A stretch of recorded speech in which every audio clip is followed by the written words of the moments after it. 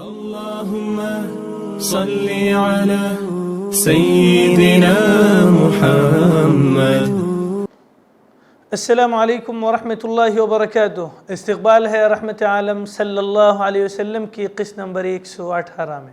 آج کی اس قسط میں ہم وفد بنی حنیفہ، وفد نجران اور وفد قبیلہ نجیب کے مدینہ آمد کا واقعہ سنیں گے۔ آئیے بڑھتے ہیں پہلے واقعے کی طرف۔ ناظرین، بنو حنیفہ کا وفد نبی کریم صلی اللہ علیہ وسلم کی خدمت میں سن 9 ہجری میں حاضر ہوا۔ حضرت ثمامہ بن اسال رضی اللہ عنہ کی کوشش سے اس علاقے میں اسلام کی اشاعت ہوئی تھی۔ حضرت ثمامہ بن اسال کے اسلام لانے کا واقعہ ہم قسط نمبر 84 میں سن چکے ہیں۔ آپ یہاں اوپر آئی بٹن پر کلک کر کے سن سکتے ہیں۔ تو ان کے علاقے کا وفد یعنی ثمامہ بن اسال کے علاقے کا وفد مدینہ آ کر مسلمان ہوا۔ اس وفد میں مسیلمہ کذاب سمیت 17 آدمی تھے۔ یہ وفد ایک انصاری صحابی کے مکان پر اترا، پھر خدمت اقدس میں حاضر ہو کر اسلام لے آیا۔ البتہ مسیلمہ کذاب کے بارے میں روایات مختلف ملتی ہیں۔ تمام روایت پر مجموعی نظر ڈالنے سے معلوم ہوتا ہے کہ اس نے اکڑ، تکبر اور امارت کی ہوس کا اظہار کیا اور وفد کے باقی ارکان کے ساتھ نبی صلی اللہ علیہ وسلم کی خدمت میں حاضر نہ ہوا۔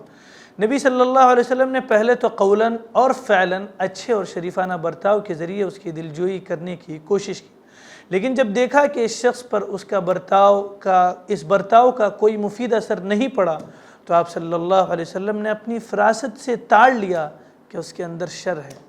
وہ مدینہ آ کر لوگوں میں کہنے لگا کہ اگر محمد صاحب یہ اقرار کریں کہ میں ان کا جانشین ہوں، یعنی مجھے بنایا جائے گا، ان کے بعد جانشین مجھے بنایا جائے گا، تو میں بیعت کروں گا۔ اس سے پہلے ہم آپ کو یہ واقعہ سنانا چاہتے ہیں کہ اللہ کے نبی صلی اللہ علیہ وسلم نے اس سے پہلے یہ خواب دیکھا تھا کہ آپ صلی اللہ علیہ وسلم کے پاس روئے زمین کے خزانے لا کر رکھ دیے گئے ہیں اور اس میں سے سونے کے 2 کنگن آپ کے ہاتھ میں آ پڑے ہیں۔ آپ کو یہ دونوں بہت گراں اور رنج محسوس ہوا، یعنی بہت رنجدے محسوس ہوئے۔ چنانچہ آپ صلی اللہ علیہ وسلم کو وحی کی گئی کہ ان دونوں کو پھونک دیجئے۔ آپ صلی اللہ علیہ وسلم نے پھونک دیا تو دونوں اڑ گئے۔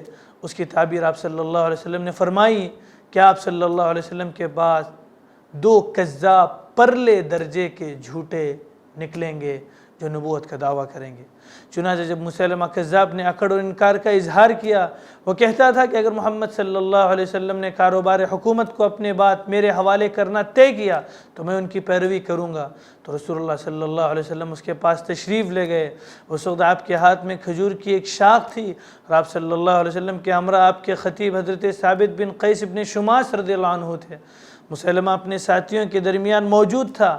آپ اس کے سر پر جا کھڑے ہوئے اور گفتگو فرمائی۔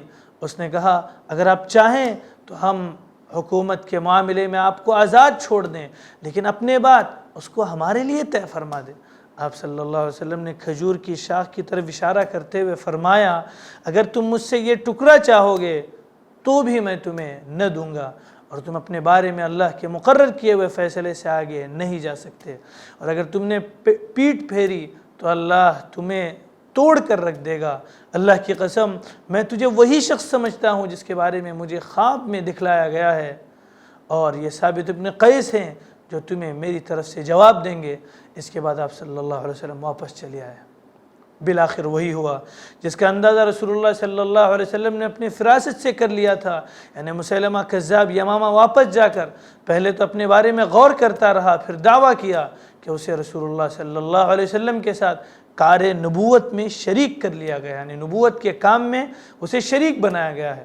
چنانچہ اس نے نبوت کا دعویٰ کیا اور سزا گھڑنے لگا، اپنی قوم کے لیے زنا اور شراب حلال کر دی، اور ان سب باتوں کے ساتھ ساتھ رسول اللہ صلی اللہ علیہ وسلم کے بارے میں شہادت بھی دیتا رہا کہ آپ اللہ کے نبی ہیں۔ اس شخص کی وجہ سے اس کی قوم فتنے میں پڑ کر اس کے پیروکار اور ہم آواز بن گئی۔ نتیجتاً اس کا معاملہ نہایت سنگین ہو گیا۔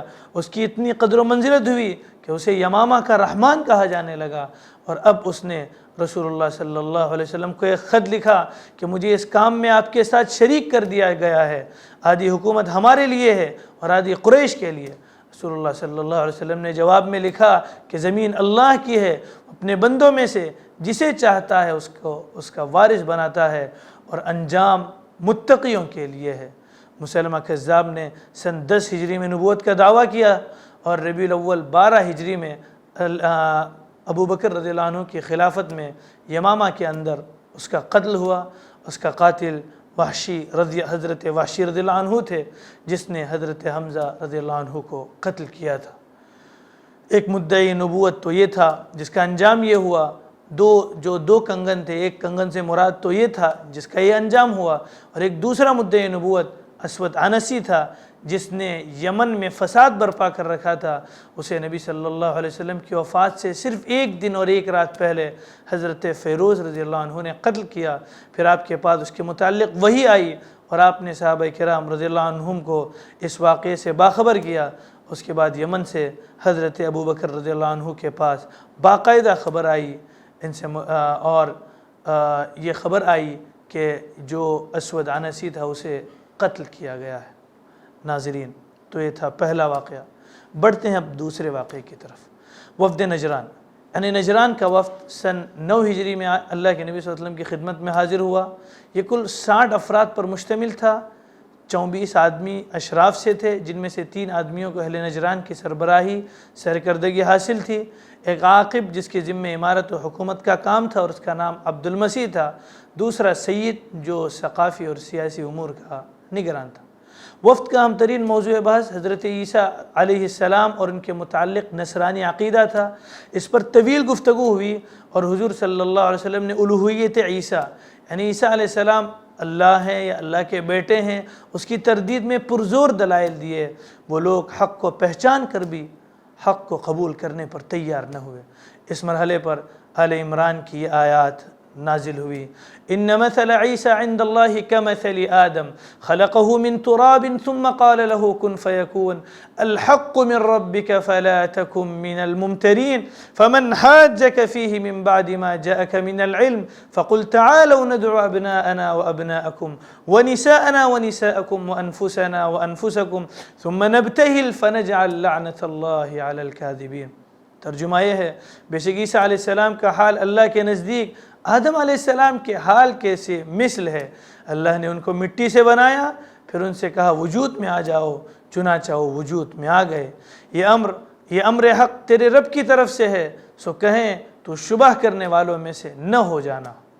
پھر جو کوئی آپ سے اس باب میں حجت کرے بعد اس کے کہ آپ کے پاس علم صحیح پہنچ چکا ہے، تو آپ کہہ دیجئے کہ اچھا آؤ ہم اپنے بیٹوں کو بھی بلائیں اور تمہارے بیٹوں کو بھی، اور اپنی عورتوں کو بھی اور تمہاری عورتوں کو بھی، اور اپنے آپ کو بھی اور تمہاری تئیں بھی، پھر ہم خشوع سے دعا کریں اور جھوٹوں پر اللہ کی لعنت بھیجیں۔ ان آیات میں مباہلے کا چیلنج تھا، یعنی جب دلائل و شواہد سے فیصلہ نہ ہوتا تو دونوں فریق اپنی اپنی اولاد یعنی گھر والوں کو لے کر میدان میں آ جائیں اور دونوں یہ دعا کریں کہ جو فریق باطل پر ہو اس پر خدا کی لعنت ہو۔ چیلنج کے مطابق حضور صلی اللہ علیہ وسلم اپنی صاحبزادی اور نواسوں حضرت علی رضی اللہ عنہ کو لے کر میدان میں آ گئے۔ نصارہ پر مرعوبیت طاری ہو گئی۔ حضور صلی اللہ علیہ وسلم سے مہلت مانگی کہ مشورہ کر لیں۔ آپس میں بات کرتے ہوئے وہ یہاں تک کہتے رہے گا، خدا کی قسم یہ اللہ کے رسول ہیں، اس لیے ہم کو مباہلے سے گریز کرنا چاہیے، مباہلہ نہیں کرنا چاہیے۔ حضور صلی اللہ علیہ وسلم نے فرمایا کہ عذاب اہل نجران کے سروں پر آ گیا تھا، اگر لوگ مباہلہ کرتے تو بندر اور خنزیر بنا دیے جاتے اور تمام وادی میں ان پر آگ برستی۔ دوسرے روز ایک معاہدہ طے پایا جس کی روح سے اہل نجران کی حفاظت کی ذمہ داری مسلم حکومت پر ڈالی گئی اور اس کے جواب میں اہل نجران پر ٹیکس عائد ہوا۔ معاہدہ خاصا طویل ہے۔ ناظرین، جب یہ لوگ واپس نجران میں پہنچے تو وہاں پھر ان میں بحث چھڑ گئی کہ نبی اگر سچا موعود نبی ہے تو ہمیں اس پر ایمان لانا چاہیے تھا۔ ایک عیسائی سردار سب سے پہلے الگ بھاگا، وہ مدینہ منورہ پہنچا اور تحریک اسلامی کا علمبردار بن گیا۔ بعد میں 2 اور سردار بھی آ گئے اور وہ بھی اسلام کے نور سے فیضیاب ہوا۔ اصل میں نجران کی آبادی کے 2 حصے تھے، ایک غیر عیسائی امیین کا، دوسرا نصارہ کا۔ پہلے گروہ نے شروع ہی میں اسلام قبول کر لیا، دوسرے نے جزیے پر صلح کی۔ تیسرا واقعہ قبیلہ نجیب کا ہے۔ ناظرین، یمن کے قبیلے کندہ کی ایک شاخ قبیلے نجیب تھی۔ اس قبیلے کے 13 آدمی صدقات کا مال لے کر بارگاہ رسالت میں پہنچے۔ حضور صلی اللہ علیہ وسلم نے فرمایا کہ اس مال کو وہیں لے جاؤ اور وہیں کے فقراء پر تقسیم کر دو۔ وفد نے بتایا کہ ہم فقراء کو دینے کے بعد بچا ہوا مال لائے ہیں۔ حضرت ابوبکر صدیق رضی اللہ عنہ محفل میں شریک تھے، کہنے لگے یا رسول اللہ، نجیب جیسا وفد آج تک نہیں آیا ہے۔ ان لوگوں نے حضور صلی اللہ علیہ وسلم سے بہت سے مسائل دریافت کیے جن کے جوابات لکھوا کر دیے گئے۔ رسول پاک صلی اللہ علیہ وسلم نے حضرت بلال رضی اللہ عنہ سے فرمایا کہ ان مہمانوں کی تواضع اچھی طرح کی جائے۔ چند روز رہ کر وفد کے لوگوں نے اجازت چاہی اور عرض کیا کہ ہم نے جو فیوز و برکات حاصل کیے ہیں ان کو اپنی قوم تک پہنچانا چاہتے ہیں۔ اس کے بعد حضور صلی اللہ علیہ وسلم نے ان کو انعامات بھی دیے اور زاد راہ بھی دیا۔ جاتے جاتے اہل وفد نے کہا کہ ایک نوجوان حاضری سے رہ گیا ہے جو سامان کی حفاظت پر مامور تھا۔ اسے بلوایا گیا۔ اس نے حضور صلی اللہ علیہ وسلم سے درخواست کی کہ یا رسول اللہ، آپ نے میرے قبیلے کی حاجات پوری فرمائی، میری بھی ایک حاجت ہے۔ دریافت کرنے پر اس نے کہا کہ میں صرف اس لیے گھر سے نکلا ہوں کہ حضور میرے لیے خدا سے مغفرت کی دعا فرمائیں، وہ مجھ پر رحم فرمائیں اور میرے دل کو غنی کر دے۔ یہی دعا حضور صلی اللہ علیہ وسلم نے کی۔ بعد میں نوجوان زہد و قناعت کا مجسمہ ثابت ہوا، اور حضور صلی اللہ علیہ وسلم کے وصال کے بعد جب فتنہ ارتداد کا سلسلہ چلا اور یمن والوں میں بھی تزلزل پیدا ہوا، ایمان میں تزلزل پیدا ہوا، ڈگمگاہٹ ہوئی، تو اسی نوجوان کے واعظ و تلقین سے اہل یمن ایمان پر قائم رہے۔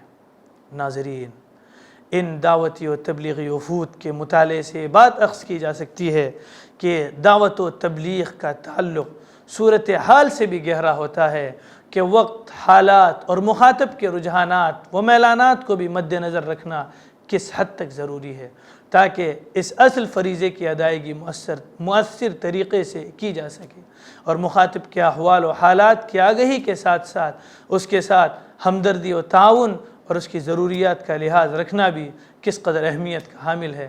بلا شبہ وفود عرب کے ساتھ آپ صلی اللہ علیہ وسلم کا طریقہ دعوت جہاں ہمارے لیے دعوتی و تربیتی سرگرمیوں میں اسوہ حسنہ ہے، وہیں اس سے انداز دعوت، حکمت دعوت، انداز دعوت اور حکمت دعوت کی اہمیت بھی اجاگر ہوتی ہے۔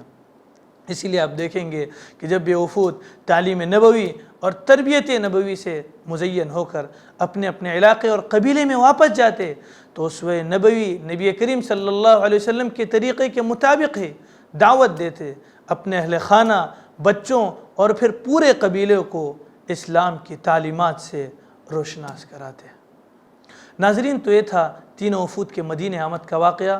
وفود کی آمد کا سلسلہ بہت طویل ہے، لیکن ہم نے ان میں سے چند وفود کا تذکرہ آپ کے سامنے پیش کیا ہے۔ انشاءاللہ ملتے ہیں اگلی قسم میں ایک نئے عنوان کے ساتھ۔ والسلام علیکم ورحمۃ اللہ وبرکاتہ۔ اللهم صل على سيدنا محمد وعلى آل سيدنا شفيعنا محمد